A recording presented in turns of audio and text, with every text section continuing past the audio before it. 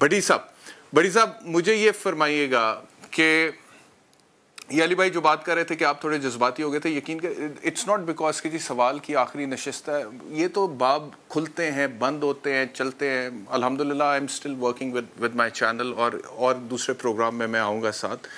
لیکن جو جذباتی میں تھا نا وہ میں اس وجہ سے تھا کیونکہ مجھے آج ایمانداری کی بات ہے، دکھ اس بات کا تھا کہ یار 1 سال مجھے پرائم ٹائم پہ میں نے کیا ہے اس پلیٹ فارم پہ بیٹھ کے، but what difference could I make in the society. Bhatti صاحب میں نے آپ نے اے آر وائی کے زمانے سے بڑی باتیں کی ہیں، لوگوں کے ساتھ ظلم ہوا ہے اس کو ہائی لائٹ کیا ہے، اینڈ آئی مسٹ کنفیس میں نے آپ سے بہت سیکھا بھی ہے. بھٹی صاحب آپ نے جس لیول پہ گراس روٹ لیول سے رپورٹنگ کر کے اب ماشاءاللہ جس لیول پر آپ ہیں، میں نے آپ سے بہت کچھ سیکھا ہے، بہت ساری چیزیں پک کی ہیں، مجھے سمجھ آئی ہے کہ خبر کیا ہوتی ہے، خبریت کیا ہوتی ہے، تجزیہ کیا ہوتا ہے، بہت ساری چیزیں میں نے آپ سے پک کی ہیں، اس میں کوئی شک نہیں ہے.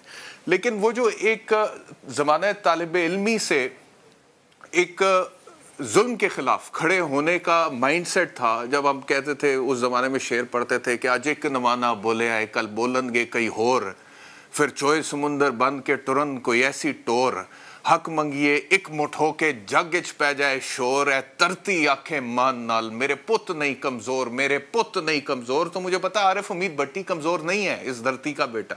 بیرسٹر احتشام اپنی کیپیسٹی میں کر رہا ہے، علی محمد خان اپنی کیپیسٹی میں کر رہا ہے، لیکن حالات کیوں نہیں چینج ہو رہے بھٹی صاحب؟ 74 سال ہو گئے ہیں ہمیں، اتنے سال ہو گئے پروگرام کرتے ہوئے، ہمیں وہی باتیں کیوں کرنی پڑتی ہیں؟ کیوں معاملات چینج نہیں ہو رہے؟ عمران خان صاحب کا بھی ٹائم آیا، ہم نے سوچا چیزیں چینج ہوں گی، نہیں ہو سکی انفارچونیٹلی.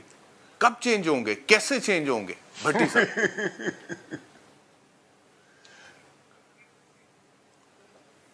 بسم اللہ الرحمن الرحیم. ایک احتشام ایک اینکر ہے اور میرے چھوٹے بھائی بھی ہیں. میری خواہش ہے، میری دعا ہے رب العزت کے حضور سجدہ ریز ہو کے بھی کہ جس عزم کا آپ نے اظہار کیا ہے، جس مقصد کا آپ نے اظہار کیا ہے، رب العزت آپ کی غیبی مدد کرے اور کامیاب ہو. لیکن نہایت ادب احترام سے آپ کامیاب نہیں ہوں گے. یہ میرا تجربہ ہے، میں معافی مانگ کے کہہ رہا ہوں، معافی مانگ کے. جتنا بدکاری، ریاکاری، عیاری وقت و وقت مضبوط ہوتی جا رہی ہے، میں نے اپنی پوری زندگی میں نہیں دیکھی.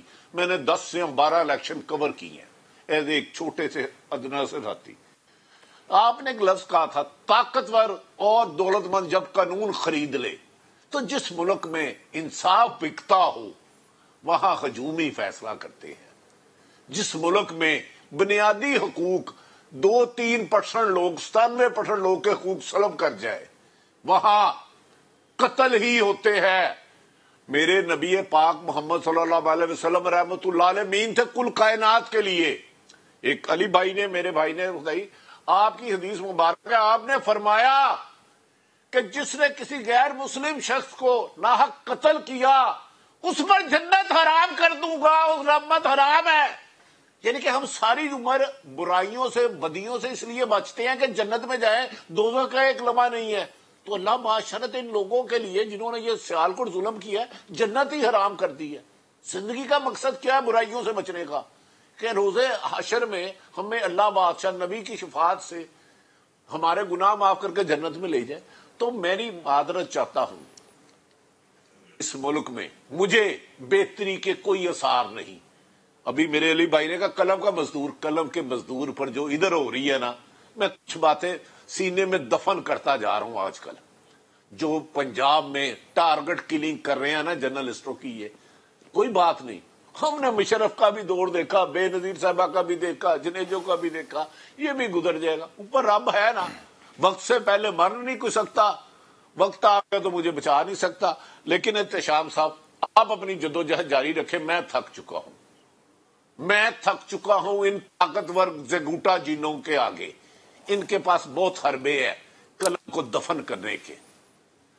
یہ جو ادھر سانحہ سیالکوٹ ہوا ہے وہ مجھے بتائے چند شر پسندوں کی وجہ سے پوری دنیا میں اسلام جو محبت کا مذہب ہے، جو میرا کوئی سچا عاشق رسول کسی کو بددعا نہیں دے سکتا، اس کو یہ حکم ہے کہ وہ بددعا نہیں دے سکتا سچا عاشق رسول کے، کیونکہ اس کے نبی کا حکم ہے کہ لوگوں کے لیے آسانیاں پیدا کرو. میرے اللہ کا بھی حکم ہے. اگر آپ کو اللہ نے ضرورت سے زیادہ طاقت دی ہے یا پیسہ دیا ہے، اس لیے نہیں، اللہ تو سب کو امیر کر سکتا تھا، وہ تو رب العالمین ہے. اس نے کہا میری مخلوق کے ساتھ کیا کرتے ہیں. تو ادھر چھوڑیں ٹی وی پہ کون کیا کہتا ہے، بیانات کیا دیتا ہے. جو قائد اعظم نے خواب دیکھا تھا یہ وہ پاکستان نہیں ہے، اور اس سے بدترین ہے اور ہوتا جا رہا ہے. مجھے تو سمجھ میں نہیں آ رہی، اللہ رب العزت بہتر کر دے تو نہیں. سانے سیالکوٹ کے بعد ہر سال جھک گیا، لیکن یہ خدا نہ یہ اللہ کرے کہ آخری واقعہ ہو. اب طاہر شروی صاحب کریں گے، میں اس سے زیادہ اور کیا بولوں، بس نو کمنٹس. میں بدقسمتی ہے کچھ لوگوں کو بہت زیادہ جانتا ہوں، اور کئی دفعہ حالات سے آگاہی بھی تکلیف دہ ہوتی ہے. باقی علی احمد صاحب سے پوچھے، میری دعا ہے پھر بھی کہ رب العزت آپ کی غیبی مدد کرے. اتنی 90% آخری چند لفظ، نیکی چھائی، حرام حلال، برائی چھائی میں فرق ہی ختم ہو گیا.